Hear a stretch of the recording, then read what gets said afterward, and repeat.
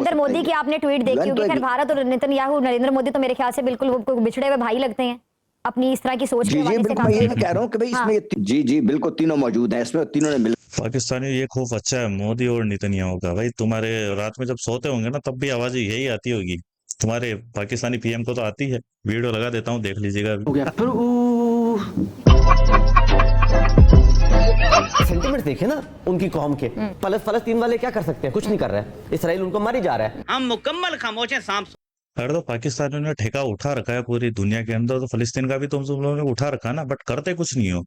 हमारे यहाँ ऐसा ही होता है, क्योंकि तुम भिखारी हो। तुम्हें अगले दिन नान की व्यवस्था करनी है कि हाँ खाने के लिए क्या मिलेगा, बस। उससे ज्यादा तुम्हारा कुछ दिमाग नहीं चलता ना तुम सोच सकते हो। हेलो एवरीवन, तो सेम रिएक्शन अब चैनल में आप लोगों का स्वागत है। आज की हम एक और धमाकेदार वीडियो शुरू करते हैं। आज की जो वीडियो है इंडियन लेटेस्ट मीडिया की है। इजराइल ने ईरान पे अटैक किया है, तो ईरान की फटके 4 हो चुकी है, और उसी के देखते हुए पाकिस्तान की फटके कुतुब मीनार हो चुकी है। तो चलिए देखते हैं, क्योंकि नेतन्याहू का जो एक इंटरव्यू था वो वायरल हो चुका है कि ईरान के बाद अगला टारगेट पाकिस्तान होगा। तो अभी मजा आएगा ना भिड़ो। आज़ मशरिक वस्ता की फजा पहले ही बारूद से बोझल थी और अब इसराइल की ताजा जारियत ने इस बारूद को चिंगारी दे दी है। ईरान पर हमले के बाद इस्राएली वज़ीर आज़म नेतन्याहू का भारतीय हम मनसब नरेंद्र मोदी से टेलीफोनिक राब्ता हुआ है। वो तो मेरा भाई है। इसराइल ने पूरे मुल्क में हंगामी हालत नाफिज कर दी है अल्लाह तौबा, हाय अल्लाह तौबा। और अपने आयरन डोम को फाल करके जंग की तैयारी भी मुकम्मल कर ली। क्यों हिला डाला ना। और ये मत भूलें कि नेतन्याहू ओपनली ये कह चुका है कि ईरान और पाकिस्तान इसराइल के दुश्मन है। ये सवाल भी अपनी जगह मौजूद है कि अगर इसराइल एक एटमी सलाहियत के इम्कानात के करीब पहुंचते पर ईरान पर चढ़ दौड़ सकता है, तो क्या कल को पाकिस्तान भी किसी ऐसी साजिश का खुदा न खास्ता निशाना बन सकता है? खुदा ना पास्ता ही है तुम्हारा। I said that the greatest mission that we have is to prevent a militant Islamic regime from meeting up with nuclear weapons or from nuclear weapons meeting up with a militant Islamic regime. The first is called Iran, the second is called Pakistan. यही interview बहुत ज्यादा viral हो रहा है कि Iran के बाद अगला टारगेट पाकिस्तानी होने वाला है, तो फटके तो होनी है The इनकी। second is called Pakistan.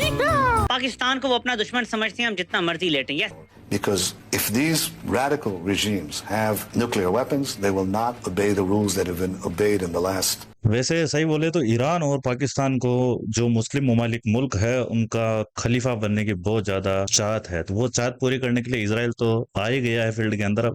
Almost 7 decades. क्योंकि मैं भी जानता हूँ और आप भी जानते हैं, इन रेडिकल मुल्कों के पास में अगर परमाणु बम जैसी शक्ति होगी, वो पूरी दुनिया की शांति के लिए खतरा हमेशा रहेगी। पता नहीं कब कौन सा जिहादी ग्रुप इनके ऊपर हमला करके इनसे छीन ले, और उनको चलाने में कितनी देर लगेगी। उनको तो पता है, वो तो 72 हुरों के लालच में कुछ भी कर जाते हैं, मरने तक के लिए तैयार होते हैं भाई लोग कि 72 हुरें मिलेगी। इजराइल का जो प्लान है, मैं इस प्लान के साथ खड़ा हुआ हूँ। और हिंदुस्तानियों, आपको भी इजराइल को सपोर्ट करना चाहिए। हालांकि हर एक हिंदुस्तानी इजराइल को सपोर्ट करता है, और जो नहीं करता है भाई, वो सच बताऊं तो वो अलग ही पता नहीं कौन से यूनिवर्स का है, पर इंडिया का तो नहीं हो सकता। बात तो सही है। तो 115 पॉइंट लगा के उनकी पॉपुलेशन है। एक्सपोर्ट वो करते हैं 3 बिलियन से ज्यादा। आप अंदाजा लगाइए कि ऑलमोस्ट 50% इंडिया कस्टमर है इजराइल के वेपन्स का, और उसमें से 25% कस्टमर कौन है? मिडिल ईस्ट के मुसलमान मुल्क। तो जब आप इजराइल से असला लेते हैं तो आपको ये भी खतरा ना, आपकी ट्रेनिंग होगी, आपके स्पेयर पार्ट रुक जाएंगे, आपके कोड ब्लॉक कर दिए जाएंगे, आपका सॉफ्टवेयर जैम कर दिया जाएगा। तो वो नहीं बोलते, इस वक्त मजबूरी है। आप ऐसे बेशरम लोग हैं पाकिस्तान में जी। ईरान पे कभी हमला नहीं करेगा इसराइल। हुआ ना हमला, देखा कितना बड़ा हमला हुआ। पाकिस्तान पे भारत ने हमला किया तो इसराइल भारत के बैक पे था, भारत की सपोर्ट पे था। पाकिस्तान पर हमले के लिए इसराइली साख्ता खुदकुश ड्रोन इस्तेमाल किए गए। अब इसराइल ने ईरान पे हमला किया है। I don't think that anybody is taking him seriously. वो इंडिया को कर रहा है, इंडिया गालियां निकाल रहा है ट्रंप को। मार्को रूबियो इंडियन डेलीगेशन को मिलता है, क्यों? कोई बीच में आ रहा है? हम तरफ बयान दे रहे हैं। इसराइल जो है ना, वो ग्रेटर इसराइल बनना चाहता है, ठीक है। तो अब भी जाहिर बात है, उसके जो भी रास्ते में आएगा, चाहे वो ईरान, इराक, लिबिया, सीरिया या है अफगानिस्तान, एक ही पट्टी पे आएंगे सारे। वो अल्हम्दुलिल्लाह उसको मौका मिलेगा, वो किसी को नहीं छोड़ेगा। अगर देखो इजराइल के सामने आओगे, वो ग्रेट है, वो था और रहेगा। तुम्हें एक पट्टी पे अगर उसने नाप तोल नहीं दिया तो इजराइल का नाम बदल देना। इसराइल को हमने रोकना है, तो जो मुस्लिम कंट्री है उनको इकट्ठा होना पड़ेगा, सोचना पड़ेगा। मुस्लिम कंट्री को इकट्ठा होना पड़ेगा। जब इजराइल के ऊपर अटैक किया था ना, तो 3 दिन पे घुटनों पे आ गए थे, 7 दिन के अंदर सरेंडर कर दिया था सारे इस्लामिक कंट्रियों ने। ये बात पता है ना? गजब बेइज्जती है। पाकिस्तान के जज्बे वाली जो कौम हो, वो भीख मांगने के अंदर ही जज्बा है तुम्हारा। बाकी जब वॉर की बात होती है तो सामने से तो भगना तय है तुम्हारा। उनको नहीं रोकेंगे, सीरिया उन्होंने तबाह किया, लीबिया उन्होंने तबाह किया, इराक को उन्होंने तबाह किया, लेबनान को उन्होंने तबाह किया। अगर आप उनको नहीं रोकेंगे वो ईरान को भी तबाह करेंगे। इसका कोई एंड नहीं है। नहीं, वो उस वक्त तक तबाह करते रहेंगे जब तक आप उनको नहीं रोकेंगे। और ये जिम्मेदारी पाकिस्तान की इसलिए बनती है क्योंकि पाकिस्तान सबसे ताकतवर मुसलमान मुल्क है। अबे साले 93,000 पेंट्स जो दिख रही है ना, ये सेरेमनी हुई थी इंडिया के अंदर। जब तुम्हारे सरेंडर आर्मी ने इंडियन आर्मी के सामने जब सरेंडर किया था ना, 93,000 सैनिक, दुनिया की सबसे बड़ी हिस्ट्री है।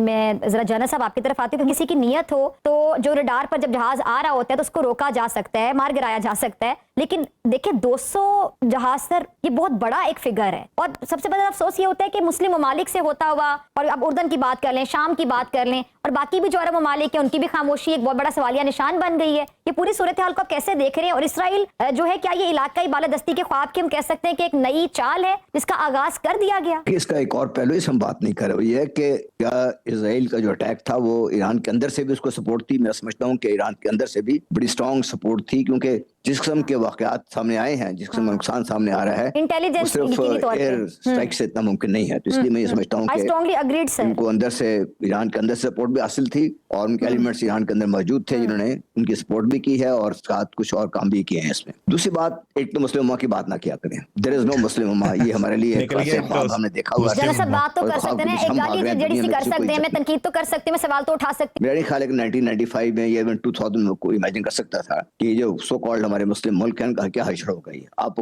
शुरू करें लिबिया, सीरिया, इराक, कहीं चले जाएं, आप जहां भी चले जाएं, कहीं भी आपको नजर आएगा कि ये बाकायदा एक मसूबे के तहत जो काम हो रहा था उस पर काम चला गया। इसके ऊपर हमें सरप्राइज इस बात की नहीं कि ईरान के ऊपर हमला हुआ है, सरप्राइज इस बात की है कि हम खुद अपने आप को ये झुठाते रहते हैं कि नहीं ऐसी बात नहीं है, कभी ऐसी बात नहीं करेगा। देखिए, ये directly controlled, managed and executed operation जो है, अमेरिका के साथ पूरा पूरा शरीक। इसमें ये भी मत भूलिए कि ईरान ने जो गलती की है भारत को अपने खित्ते, अपने मुल्क की जगह देकर, और भारत की अशदवानियां हमसे छुपी हुई नहीं है। भारत ने ईरान के में बैठकर भी पाकिस्तान के खिलाफ काम किया है। अगर तुम रेडिकलाइज हो, तुम्हारे यहाँ आतंकी पनपते हैं, पलते हैं, तो भाई पूरी दुनिया के दुश्मन तुम होगे, क्यों नहीं होगी? इसमें इजराइल, अमेरिका, भारत, तीन इंतहा पसंद सोचें जो है दुनिया की इस वक्त यकजा हैं, और ये सोचें किस तरफ जा रही हैं, इसके बारे में मेरा ख्याल है कि हमें कुछ शक शुबा रह नहीं जाना चाहिए। तो इसलिए पाकिस्तान को चाहिए कि अपने आप को न सिर्फ तैयार करे, ज़हनी तौर पर, फिजिकली, हर तरीके से अपनी हिफाजत के लिए तैयारी करे, और अपने दोस्त ममालिक जो पाकिस्तान के साथ खड़े हैं उनके साथ मिलकर बाकायदा एक स्टडी की काम करे। क्योंकि हम कौम मुद्दा की बात कर रहे हैं, कौम मुद्दा ने क्या कर लिया? गजा के ऊपर जो बात हुई, कुछ नहीं कर सके इसको, किसी ने कोई उसको कंडेम नहीं किया। पूरी मगरबी दुनिया इजराइल के साथ खड़ी हुई है। इजराइल मारे जा रहा है और तुम मार खाते जा रहे हो, और तुम मार खाओगे भी। क्यों? क्योंकि अल्लाह यही चाहता है। तो चलिए वीडियो को यहीं समाप्त करते हैं, मिलते हैं नेक्स्ट वीडियो में। तब तक के लिए जय हिंद, वंदे मातरम।